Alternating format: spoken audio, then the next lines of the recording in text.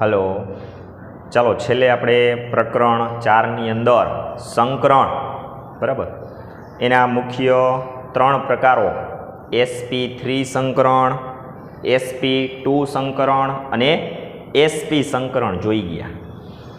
બરાબર. હવે આલ્કેન વર્ગના સંયોજનો, આલ્કેન વર્ગના સંયોજનો, આલ્કીન વર્ગનું સંયોજન અને આલ્કાઇન વર્ગનું સંયોજન કે જેમાં અનુક્રમે જોવા મળતું સંકરણ છે sp3, sp2 અને sp. બરાબર, એનો અભ્યાસ કરવો છે તો એ બીજા ઉદાહરણો થયા કહેવાય. આલ્કેન વર્ગનો તમે કોઈ પણ સભ્ય લેશો મિથેનથી ડેકેન વચ્ચેનો, એમાં કાર્બનનું સંકરણ sp3 જોવા મળશે. આલ્કીનમાં તમે ઇથિનથી લઈ ડેકિન સુધીનો કોઈ પણ સભ્ય વચ્ચેનો વિચારશો તો એમાં તમને કાર્બનનું સંકરણ sp2 જોવા મળશે. અને આલ્કાઇન વર્ગના સંયોજનોમાં તમે ઇથાઇનથી લઈ અને ડેકાઇન સુધી જોશો તો એમાં કાર્બનનું સંકરણ sp જોવા મળશે. બરાબર, તો હું દરેકનું એક એક ઉદાહરણ છે એ સમજાવું છું. બરાબર, આપણે કાર્બનિક સંયોજનો લેશો તો એમાં કાર્બન પરમાણુના સંકરણ નક્કી કરવામાં આવશે. ચાલો, અહીંયા પહેલું ઉદાહરણ આપણે આલ્કેનમાં ઇથેન લઈએ છીએ. અણુસૂત્ર છે એનું C2H6. બરાબર, આ આપણે આલ્કેન સંયોજનમાંથી એક સભ્ય પસંદ કર્યો છે, આલ્કેનમાંથી ઇથેન. એ જ પ્રમાણે આ બાજુ આપણે આલ્કીન વર્ગનું સંયોજન લઈએ છીએ. આલ્કીનનો પ્રથમ સભ્ય હું ઉદાહરણમાં લઉં છું ઇથિન. બરાબર, એમાં ઇન પ્રત્યય લાગે. અણુસૂત્ર એનું C2H4. અણુસૂત્ર એનું C2H4. અને ત્યાર પછી આપણે જે જોવાના છે એ આલ્કાઇન વર્ગના સંયોજનો જોવાના છે, આલ્કાઇન વર્ગ. અને જેનું ઉદાહરણ આપણે લઈએ છીએ ઇથાઇન, જેનું ઉદાહરણ લઈએ છીએ ઇથાઇન, જેનું અણુસૂત્ર છે C2H2, જેનું અણુસૂત્ર છે C2H2. તો અહીંયા આપણે 3 ઉદાહરણો ઉપર ચર્ચા કરવાની છે. બરાબર, આલ્કાઇન વર્ગના દરેક સભ્યો છે એનું સામાન્ય સૂત્ર CnH2n+2 છે. દાખલા તરીકે અહીંયા આપણે n અને આ n, આ બંને n છે એ કાર્બનની સંખ્યા સૂચવે છે. ચલો, આમાં કાર્બન કેટલા છે? 2. તો અહીંયા 2 મૂકો એટલે કાર્બન પરમાણુની સંખ્યા 2 C2. અહીંયા 2 મૂકો એટલે 2 દુ 4 ને 2 6, હાઇડ્રોજન 6 થઈ ગયા. એટલે કે આલ્કેનના દરેક સભ્યો છે યાદ સામાન્ય સૂત્રનું પાલન કરશે. એવી જ રીતના આલ્કીન વર્ગના સંયોજનો છે એનું સામાન્ય સૂત્ર છે CnH2n, CnH2n. અહીંયા પણ n એટલે કાર્બન પરમાણુની સંખ્યા છે. ચાલો, ઇથિનના અણુસૂત્રમાં કાર્બન કેટલા છે? 2. તો અહીંયા 2 મૂકો એટલે હાઇડ્રોજન કેટલા થાય? 4. આવી ગયા 4. એટલે કે આલ્કીનના દરેક સભ્યો છે એના માટે એનું સામાન્ય સૂત્ર એક સમાન છે, કોમન છે. આલ્કાઇન વર્ગ, ચાલો એનો ઉદાહરણ લીધું આપણે ઇથાઇન.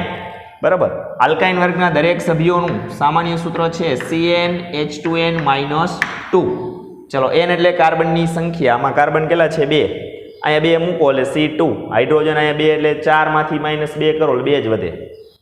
તો આ આલ્કાઇન વર્ગના જે દરેક સંયોજનો છે કે દરેક સભ્યો છે એને આ એક સામાન્ય સૂત્ર છે લાગુ પડશે. તો આ વાતચીત કરી માત્ર ને માત્ર આપણે દરેકના સામાન્ય સૂત્રની, દરેકના સામાન્ય સૂત્રની વાત કરી. હવે આપણે આગળ વધીએ.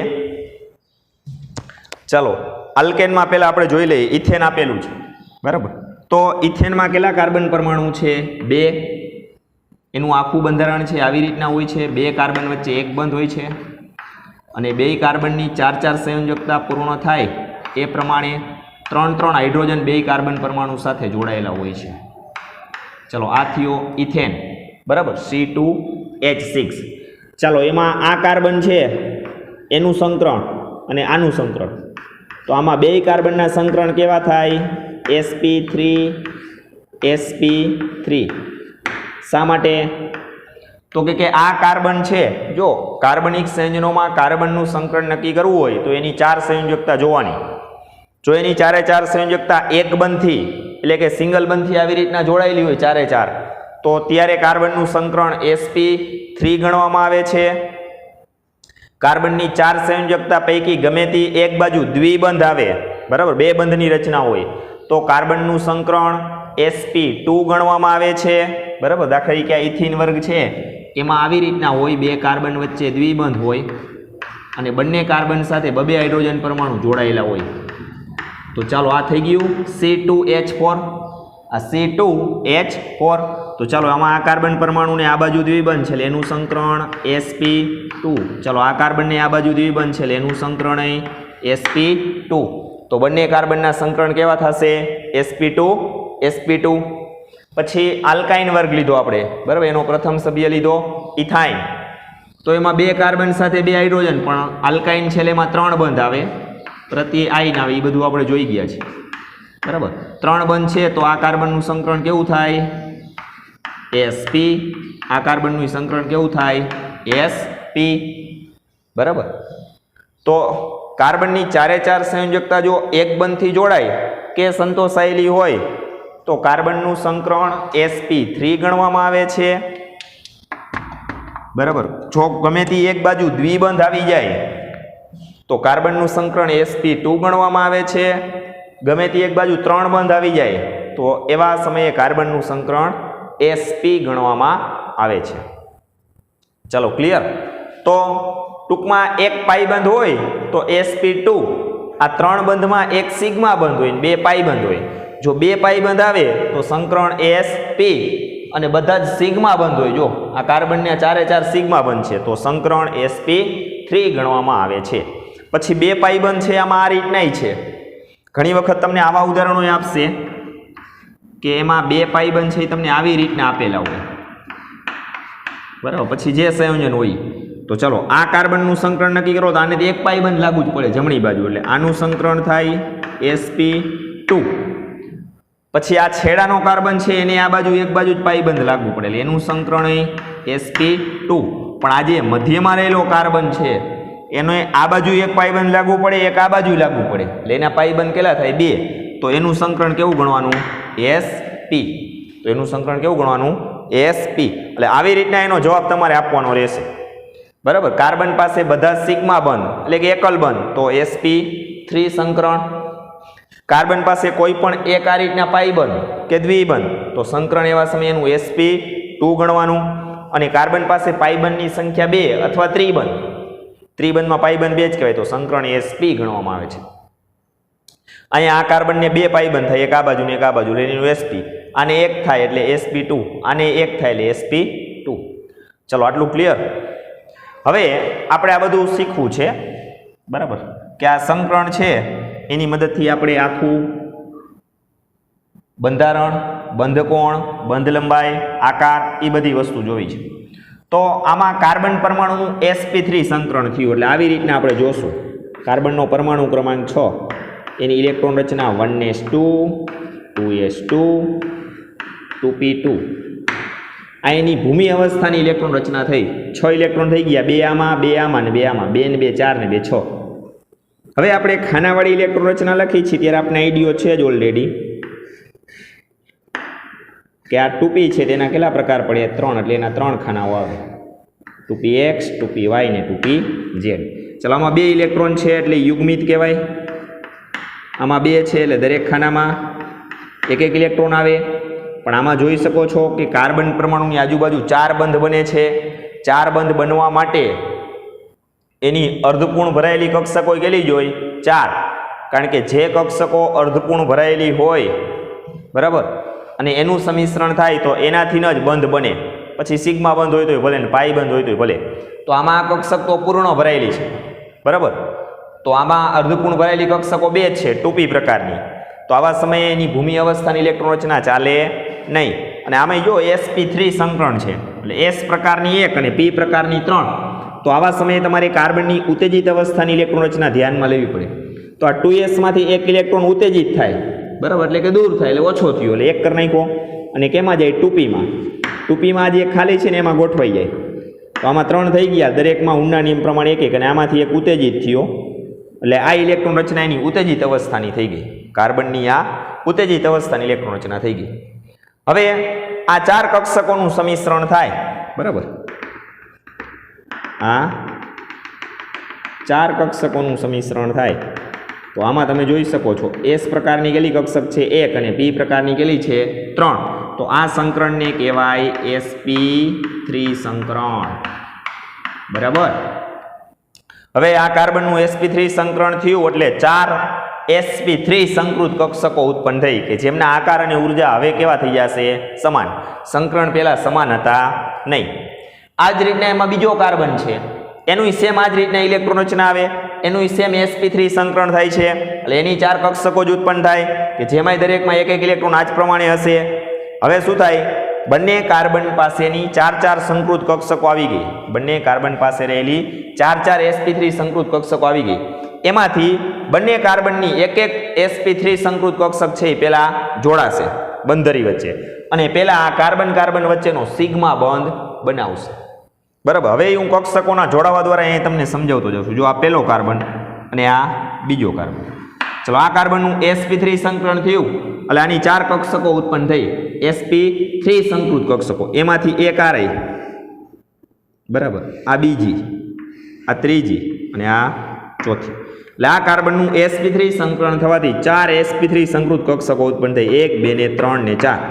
આ ચારેયમાં એક એક ઇલેક્ટ્રોન છે પણ આકાર ઉર્જાને સમાન થઈ ગયા છે. આકાર અને ઉર્જા એવી રીતના આ કાર્બન છે એનું sp3 સંકરણ થયું એટલે એની 4 કક્ષકો ઉત્પન્ન થાય. આ 1 આ 2 આ 3 ને આ 4.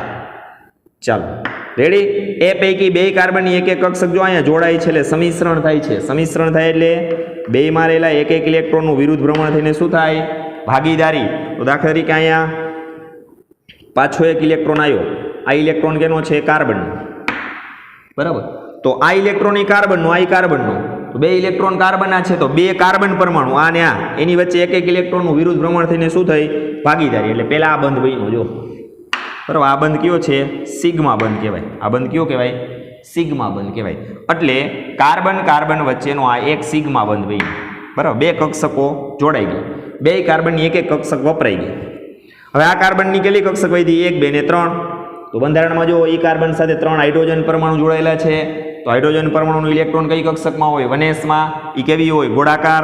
તો આ ત્રણેય કાર્બનની sp3 સંકૃત કક્ષકો સાથે 3 હાઇડ્રોજનની આ રીતના s કક્ષકો પણ કેવી ગોળાકાર એનું સમિશ્રણ થાય એટલે કે એમાં એક એક ઇલેક્ટ્રોન રહેલા છે એનું વિરુદ્ધ ભ્રમણ થઈને શું થશે ભાગીદારી. બરાબર. આ હાઇડ્રોજન પરમાણુની કક્ષક છે H.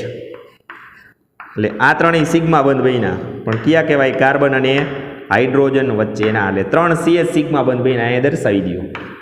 આ 3 CH સિગ્મા બંધ. ચલો ક્લિયર. હવે આ કાર્બનની 4 વપરાઈ ગઈ. 3 આ બાજુ સિગ્મા બંધ બનાવવામાં 3 CH અને એક કાર્બન કાર્બન વચ્ચેનો સિગ્મા બંધ બનાવવામાં.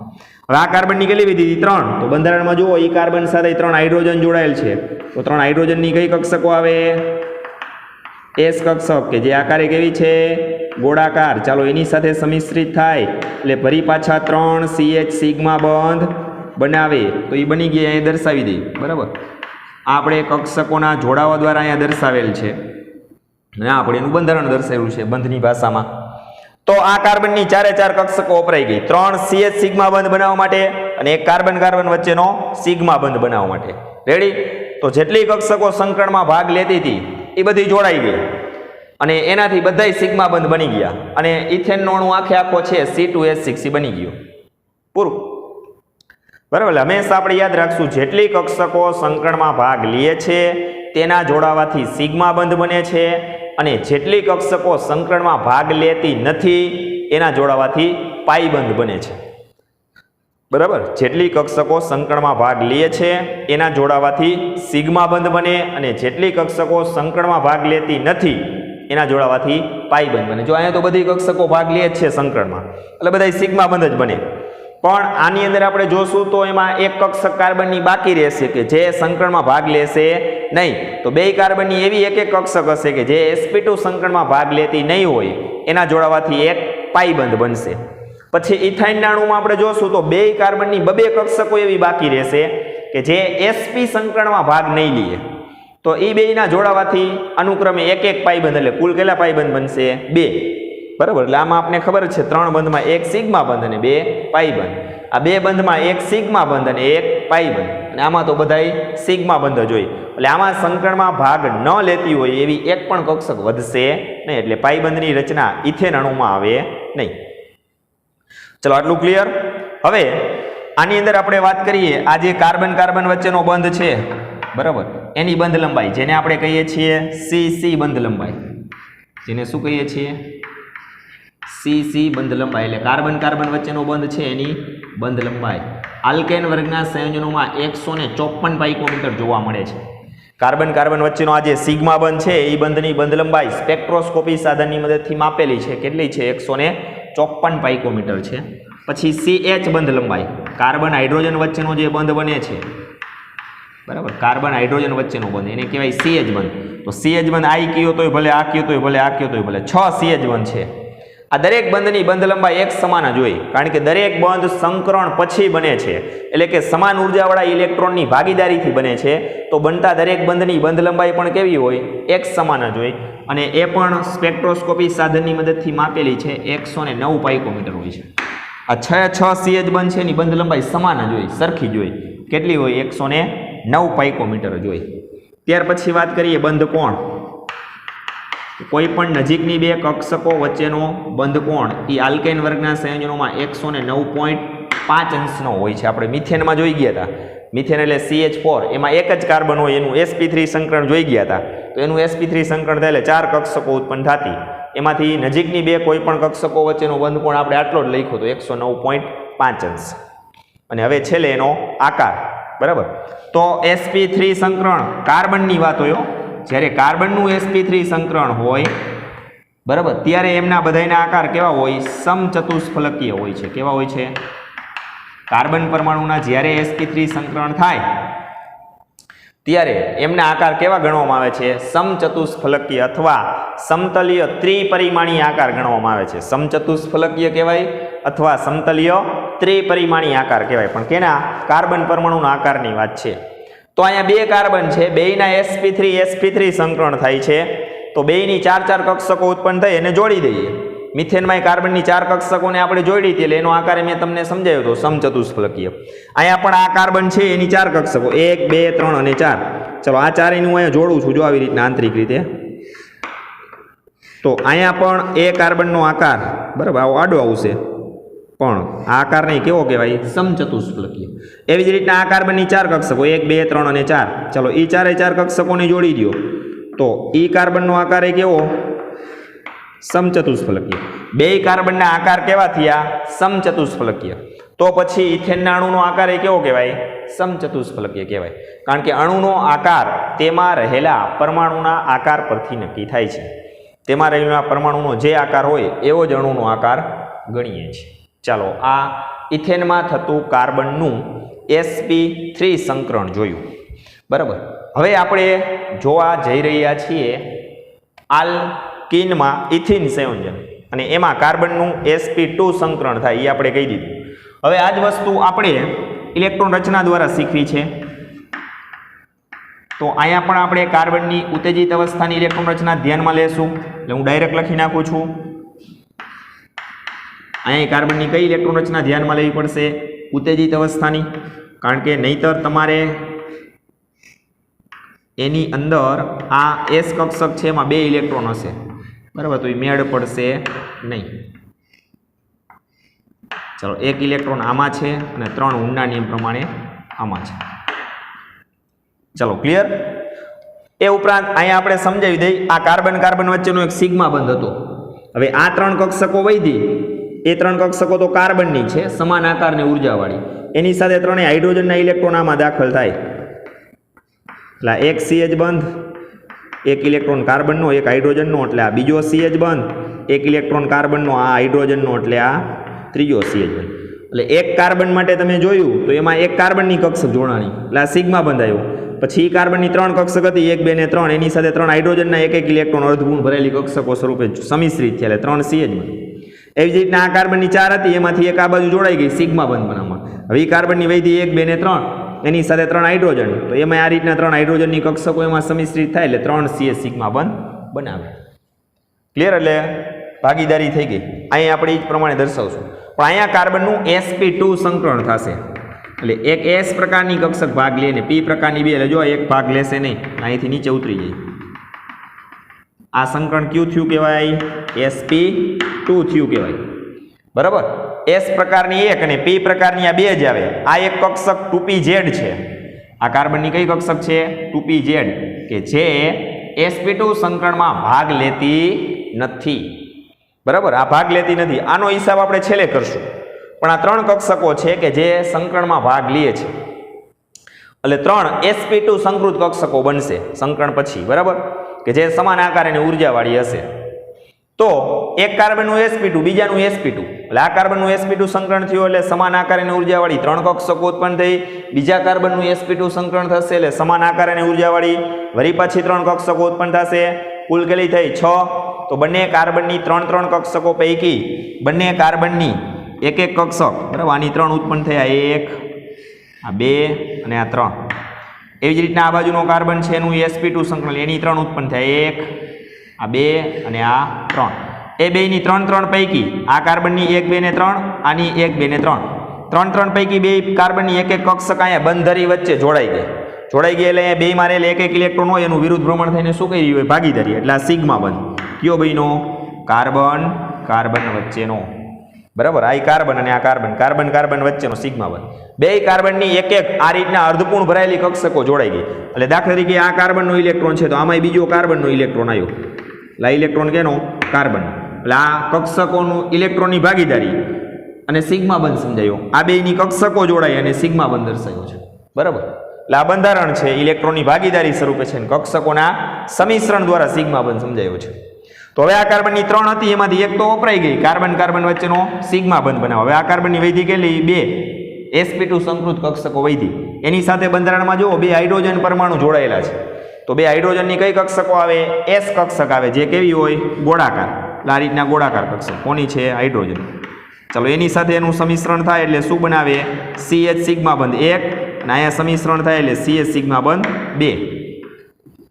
તો આ કાર્બનની 2 કક્ષકો જે વૈધી ને સંકરણમાં ભાગ લે છે, એમાં હાઇડ્રોજનના 2 ઇલેક્ટ્રોન છે વારાફરતી દાખલ થાય. એક ઇલેક્ટ્રોન કાર્બનનો હતો, એક કેનો હોય? હાઇડ્રોજનનો.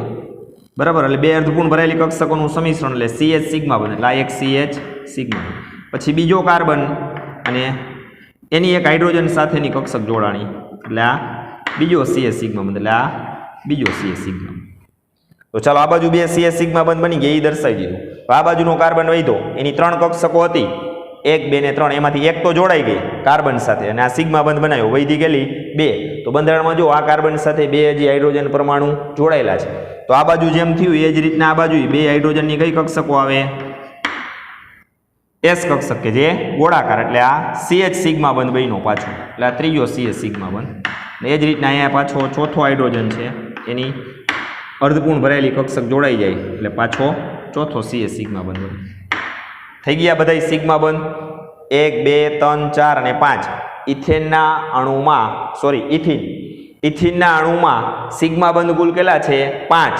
4 CH, 1, 2, 3 અને 4, અને એક કાર્બન વચ્ચેનો સિગ્મા બંધ બની ગયો. બરાબર, તો સિગ્મા બંધ હંમેશા જેટલી કક્ષકો સંકરણમાં ભાગ લે છે એના જોડાવાથી જ બને છે, એ સમજાઈ ગયું. ચલો, ક્લિયર. હવે આવું નવું બીજા કાર્બનની ઇલેક્ટ્રોન રચના હોય તો એમાંય કાર્બનની એક કક્ષકમાં રહેલું ઇલેક્ટ્રોન તો આમાં આવી ગયો, એટલે આ કોમન છે. હવે કાર્બનની 2 કક્ષકો વૈધી હોય, 2 માં 2 હાઇડ્રોજનના ઇલેક્ટ્રોન આવી રીતના દાખલ થાય, એટલે એની 3 વપરાઈ ગઈ, આની 3 વપરાઈ ગઈ. હવે 2 કાર્બનની એક કક્ષક બાકી વૈધી કે જે sp2 સંકરણમાં ભાગ લેતી નથી. એક કક્ષક કઈ હશે? 2pz. એક કક્ષક કઈ હશે? 2pz. ગમે તે દર્શાવી શકાય, પણ અહીંયા આપણે સમિતિ જોવાની છે. બરાબર, એક કાર્બનની જે કક્ષક બાકી વૈધી હોય એ જ બીજાની રહેવી જોઈએ, કારણ કે બેની સમિતિ સમાન હોવી જોઈએ, તો જ એ બેનું સમિશ્રણ પૂરતા પ્રમાણમાં થાય, તો જ પૂરતા પ્રમાણમાં ઇલેક્ટ્રોનની ભાગીદારી થઈ કહેવાય. બરાબર, પણ અહીંયા તમે જોઈ શકો છો, આને ઝેડ ધરી કહી દો, ઝેડિયામ, તો બેની ઝેડ કક્ષકો તો વપરાઈ ગઈ હોય આમાં. બરાબર, એ તમને આપણે સમજવા માટે છે. પછી આ જે છે એ તો કઈ કહેવાય? 2py કહેવાય. આમ ક્રોસમાં ગોઠવાયેલી હોય 2py કહેવાય. તો હવે બેની 2px વૈધી હોય, 2 કાર્બનની 2px કક્ષકો વૈધી હોય. બરાબર, એ આ જે બંધરી છે એને લંબ રૂપે ગોઠવાય. પાઈ બંધના નિર્માણમાં પાઈ કક્ષકો છે એ મેં તમને કીધું હતું. બંધરી છે, બરાબર, કે આંતરકેન્દ્રીય અક્ષ છે એને લંબ રૂપે ગોઠવાયેલી હોય, આની જેમ ન હોય. આમાં એના છેડાનું સમિશ્રણ થાય, સિગ્મા બંધની રચનામાં. જ્યારે પાઈબંધના રચનામાં બાજુઓનું સમિશ્રણ થાય. પાઈબંધની રચનામાં કેનું સમિશ્રણ થાય? કક્ષકોનું બાજુએથી સમિશ્રણ થાય. અને એ પાઈબંધવાળી જે પાઈ કક્ષકો છે એ આ જે બંધરી છે ને લંબ રૂપે ગોઠવાય. એટલે આવી રીતના જુઓ, આ કાર્બન છે એની એક કક્ષક વહી દીધી, આ ભલે વધે છે 2pz પણ ખરેખર આપણે 2px બાકી રાખવી પડે અને આ બે જોડાઈને આ બંધ સિગ્મા બન્યા હોય એમ સમજવાનું. તો આની જે 2px વૈધી છે આવી રીતના હોય ને, 2px સીધી કક્ષક ગોઠવાયેલું આવી રીતના. આ કાર્બનની એક 2px વૈધી આવી રીતના. હવે આ બેની 2px નું જો આ રીતના બાજુઓથી સમિશ્રણ થયું કહેવાય, કારણ કે આમાં એક ઇલેક્ટ્રોન છે, બીજા કાર્બનનું sp2 સંકરણ થશે એટલે એની આ એક કક્ષક બાકી વધશે કે એમાં એક ઇલેક્ટ્રોન છે, એટલે કે બે કાર્બનની એક એક અર્ધપૂર્ણ ભરાયેલી કક્ષકો બાકી હતી, એનું અહીંયા શું થયું? સમિશ્રણ. અને આ બાજુઓથી સમિશ્રણ થયું. જો તો આના જોડાથી શું બને? પાઈબંધ બને. બરાબર, એટલે પાઈબંધ અહીં દર્શાવી દે. બે ઇલેક્ટ્રોન છે ને, આમાં એક ઇલેક્ટ્રોન ને આમાં એક ઇલેક્ટ્રોન, બે અર્ધપૂર્ણ ભરાયેલી કક્ષકોનું સમિશ્રણ થયું એટલે વળી એનું વિરુદ્ધ ભ્રમણ થઈને શું થાય? ભાગીદારી. અને આ કાર્બન કાર્બન વચ્ચે નવો પાઈબંધ બને. હવે આ જે પાઈબંધનું નિર્માણ થાય છે ત્યારે એના જે પાઈ ઇલેક્ટ્રોન છે એ આ જે બંધરી છે, બરાબર, કાર્બન કાર્બન વચ્ચેની જે બંધરી છે એની ઉપરની તરફ અને નીચેની તરફ એ પાઈ ઇલેક્ટ્રોનનું પાઈ વાદળ કહેવાય. પાઈ ઇલેક્ટ્રોનનું જે વાદળ હોય ને પાઈ વાદળ કહેવાય. એ આ રીતના ફરતું હોય, બરાબર, અને પછી આ પાઈબંધ છે એનું નિર્માણ થાય. આ સિગ્મા બંધ તો બની ગયું, તો આપણે સમજાયું છે. ચાલો એ પાઈ વાદળને આ રીતના હું દર્શાવી દઉં છું. આ ઇલેક્ટ્રોન વાદળ છે, પાઈ વાદળ કહેવાય. તો જો આ કાર્બન કાર્બન વચ્ચેની બંધરી એની ઉપરની તરફ છે એક ઇલેક્ટ્રોન ધરાવતું પાઈ વાદળ, અને આ એનો કાર્બન કાર્બન વચ્ચેની બંધરી અથવા સમતલ છે એની નીચેની તરફ પાઈ ઇલેક્ટ્રોનનું આ પાઈ વાદળ છે એ ફરતું હોય. એટલે એક એક ઇલેક્ટ્રોન વાળા જે પાઈ વાદળ છે એ દર્શાવ્યા છે, બરાબર, એક ઉપર છે ને એક નીચે છે. પછી શું કરે? આનું સંકોચન થાય અને બે મારે એક એક ઇલેક્ટ્રોનનું વિરુદ્ધ ભ્રમણ થઈને શું થાય? ભાગીદારી. અને આ પાઈબંધનું નિર્માણ થાય.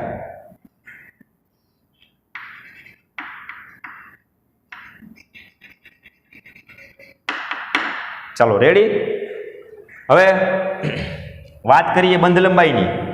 તો બંધ ક્રમાંક વૈધો, જો આમાં બંધ ક્રમાંક કાર્બન કાર્બન વચ્ચે 1, બરાબર, કાર્બન કાર્બન વચ્ચેની બંધ લંબાઈ પહેલા આમાં જોઈએ. તો આમાં બંધ ક્રમાંક 1 કહેવાય. આમાં બંધ ક્રમાંક કાર્બન કાર્બન વચ્ચે કેટલા કહેવાય? 2.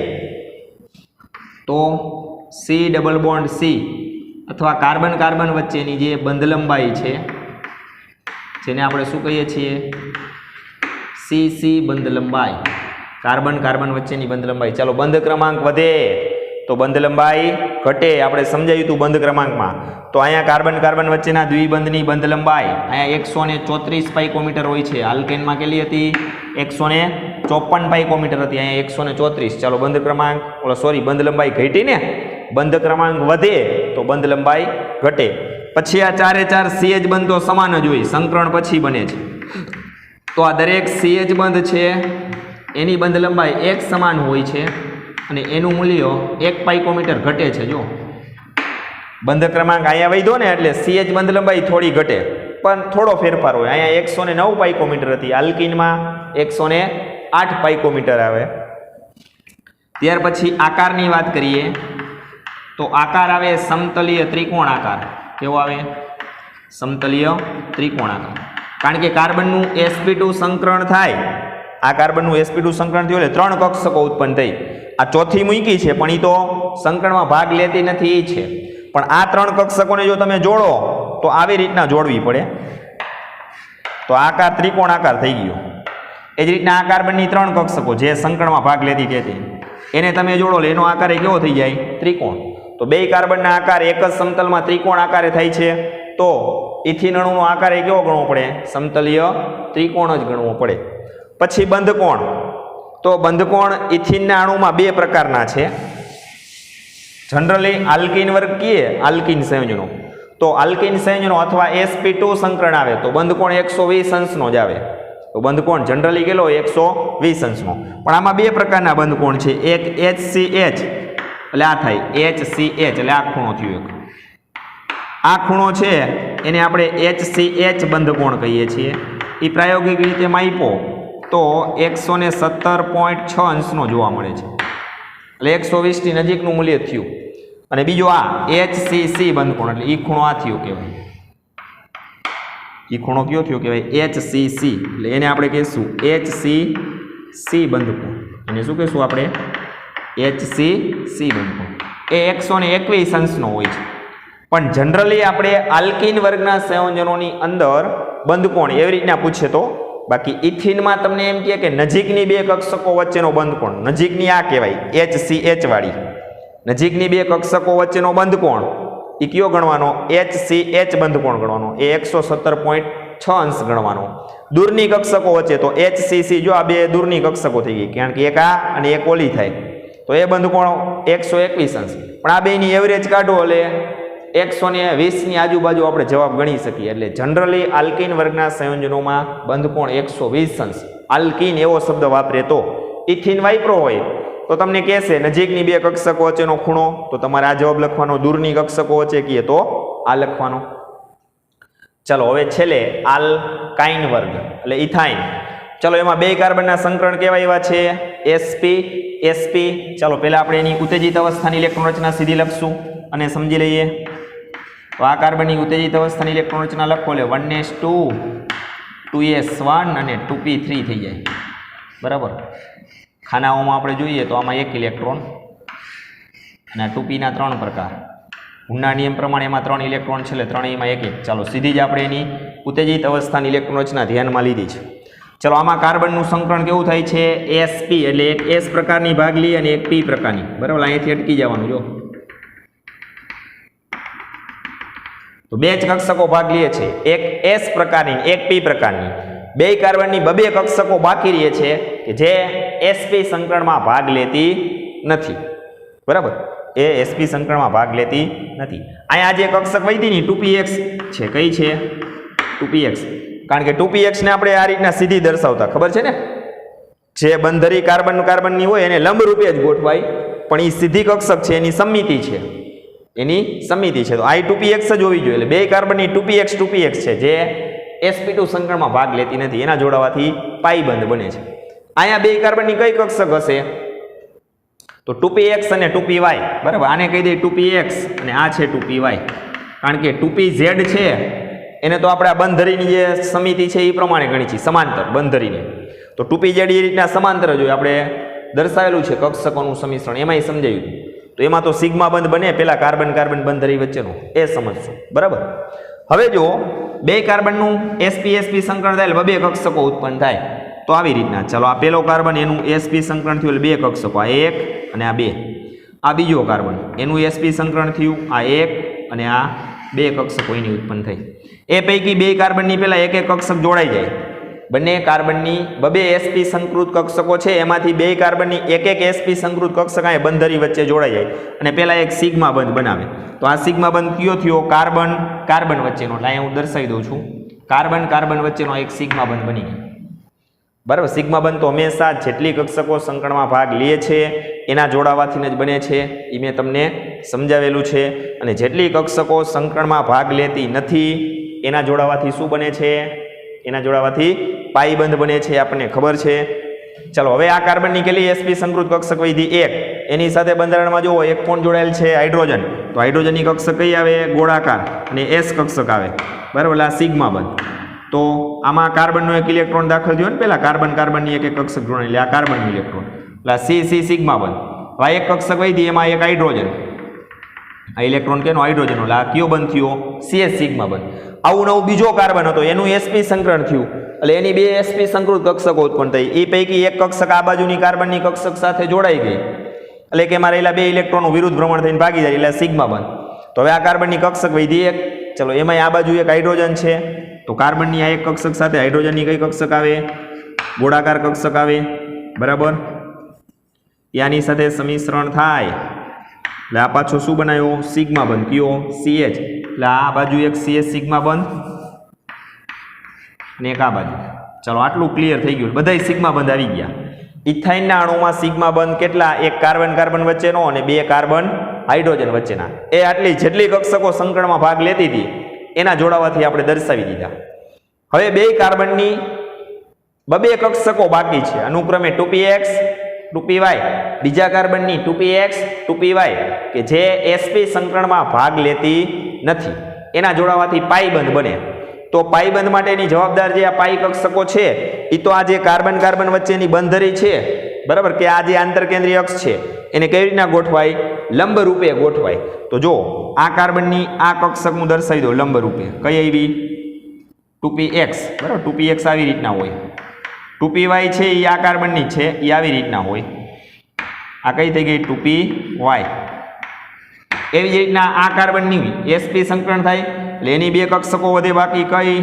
એક 2px અને એક એની 2py. આ જ રીતના આડી ગોઠવાયેલી હોય 2py. એટલે આ થઈ 2px અને આ થઈ 2py. તો બેયની 2px જોડાય એટલે જો આ બાજુઓનું સમિશ્રણ થયું. બેયની 2px જોડાયેલા આ બાજુઓનું સમિશ્રણ થયું. એનાથી એક પાઈ બને. કારણ કે બેયમાં એક એક ઇલેક્ટ્રોન હોય, એનું વિરુદ્ધ ભ્રમણ થઈને શું થાય? ભાગીદારી. એટલે આ ઇલેક્ટ્રોન કેનો આવ્યો? કાર્બનનો. ઓલોય કેનો હતો? કાર્બનનો. એટલે કાર્બન કાર્બન વચ્ચે એક બંધ બન્યો. એ આ કક્ષકોના જોડાવા દ્વારા મેં સમજાવ્યું. આ ઉપર લખી નાખું 2py. એવી જ રીતના બે કાર્બનની 2py જોડાય. તો એક કાર્બનની 2py છે કે એમાં એક ઇલેક્ટ્રોન છે, એની સાથે બીજો કાર્બનની 2py કક્ષકે જો તો એમાં એક ઇલેક્ટ્રોન હોય. બેનું વિરુદ્ધ ભ્રમણ થઈને શું થાય? ભાગીદારી. બેનું વિરુદ્ધ ભ્રમણ થઈને શું થાય? ભાગીદારી. ચલો આમાં એવી રીતના છે, સમિશ્રણ દર્શાવી દઈ. એટલે આ કાર્બનનું ઇલેક્ટ્રોન, એટલે એમાં એક પાઈ બંધ જ બને. આમાં કેટલા બને? 2. એટલે આ બેની 2py બાજુઓથી જોડાઈ જાય.